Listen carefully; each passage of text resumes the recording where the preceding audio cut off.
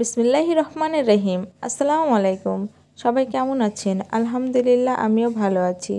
আজকে আলোচনা করব যে 6টি কারণ আছে যার কারণে একজন স্বামী তার স্ত্রীর প্রতি মন হারিয়ে ফেলে এবং কষ্ট পায়, এবং স্ত্রীর প্রতি যে তার মনে একটা ভালোবাসা থাকে সেটি ধীরে ধীরে হারিয়ে যায়। তাহলে চলুন আলোচনা শুরু করি। নাম্বার 1, স্ত্রীর প্রতি স্বামীর মন ভেঙে যায় তখন যখন স্ত্রী তাকে অবহেলা করে, কারণ অবহেলা কোনো স্বামী সহ্য করতে পারে না। নাম্বার 2, স্বামীর সামনে অন্য পুরুষের গুণগান করা যাবে না এবং স্বামীর সাথে অন্য কোনো পুরুষের তুলনাও করা যাবে না।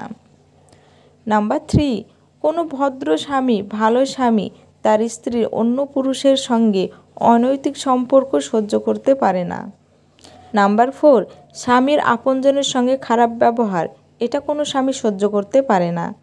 নাম্বার 5, যে স্ত্রী স্বামীর মুখে মুখে তর্ক করে এবং স্বামী কোনো হুকুম দিলে কখনো মেনে চলে না, তার ইচ্ছামতো সে জীবন চালাতে চায়, হয়তো এই জন্য এমন নারীগুলো তার স্বামীর ভালোবাসা থেকে বঞ্চিত হয়। নাম্বার 6, স্বামীর পছন্দের প্রতি অনীহা প্রকাশ।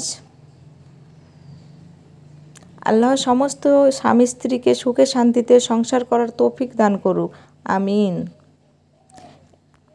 আজকে এই পর্যন্ত, আবার দেখা হবে নতুন একটি ইসলামিক ভিডিও নিয়ে। ততক্ষণে সবাই ভালো থাকবেন, সুস্থ থাকবেন। আর আমার ভিডিওটা যদি ভালো লাগে বা এরকম ভিডিও দেখতে চান তাহলে আমার চ্যানেলটি সাবস্ক্রাইব করে পাশে থাকবেন। খোদা হাফেজ।